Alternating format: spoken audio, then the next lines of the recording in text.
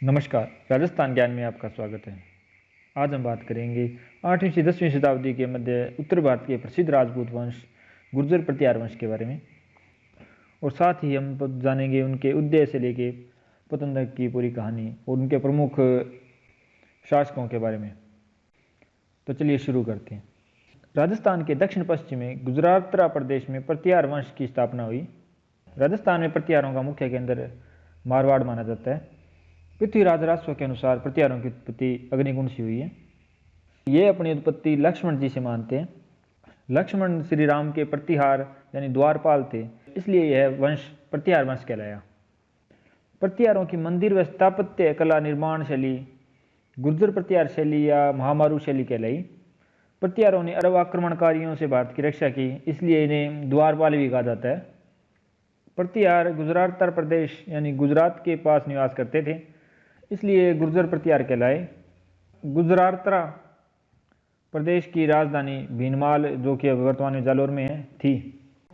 मुहैणोत नैणसी, जिन्हें राजपुताने काबुल फजल भी कहा जाता है, के अनुसार गुर्जर प्रतिहारों की लगभग 26 शाखाएं थीं, जिनमें मंडोर व भीनमाल शाखा सबसे प्राचीन थी। मंडोर शाखा का संस्थापक हरिश्चंद्र को माना जाता है। गुर्जर प्रतिहारों की प्रारंभिक राजधानी मंडोर थी। अब आगे बात करते हैं भीनमाल शाखा के कुछ प्रमुख शासकों के बारे में। सबसे पहले बात करते हैं नागभट्ट प्रथम की। नागभट्ट प्रथम ने 730 ईस्वी में भीनमाल में प्रतिहार वंश की स्थापना की तथा भीनमाल को प्रतिहारों की राजधानी बनाया। और इसके बाद अगला शासक था वत्सराज द्वितीय। वत्सराज भीनमाल प्रतिहार वंश का वास्तविक संस्थापक माना जाता है।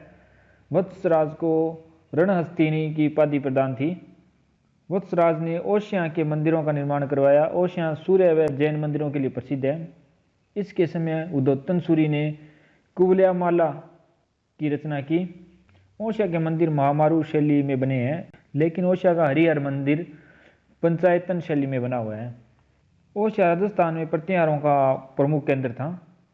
ओशिया के मंदिर प्रतिहारकालीन है। ओशिया को राजस्थान का भुवनेश्वर भी कहा जाता है। ओशिया में ओशिया माता यानी सचिया माता, ये ओसवाल जैनों की देवी है, का मंदिर है।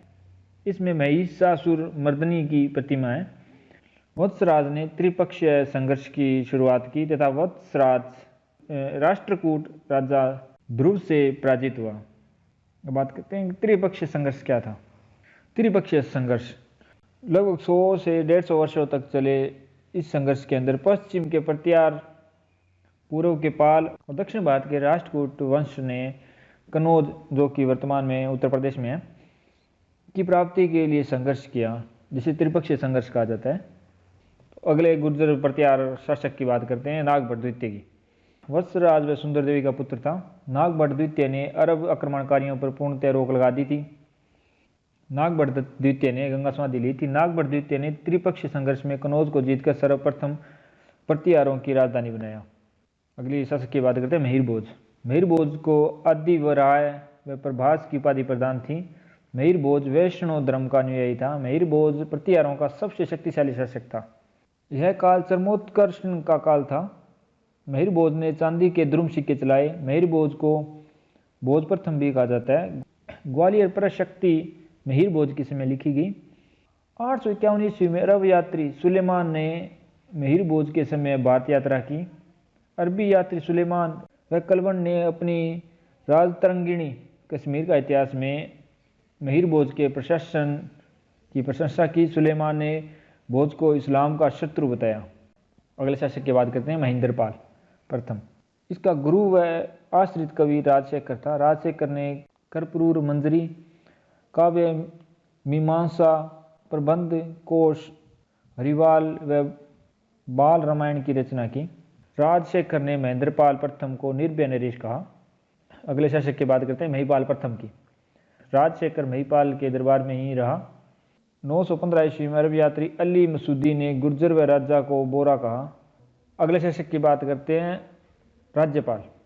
1018 ईस्वी में मोहम्मद गजनवी ने प्रतिहार राजा राज्यपाल पर आक्रमण किया। प्रतिहार वंश के अंतिम राजा की बात करते हैं यशपाल। 1036 ईस्वी में प्रतिहारों का अंतिम राजा यशपाल था। और इस वंश के अंतिम शासक के पतन के बाद इससे कई अन्य राजवंश उदित हुए, जो इस प्रकार है: मारवाड़ का राठौड़ वंश, मेवाड़ का सिसोदिया वंश, जेजामुक्ति का चंदेश वंश और ग्वालियर का कच्छपदात वंश। तो ये थी गुर्जर प्रतिहार वंश के कुछ प्रमुख शासकों के बारे में जानकारी।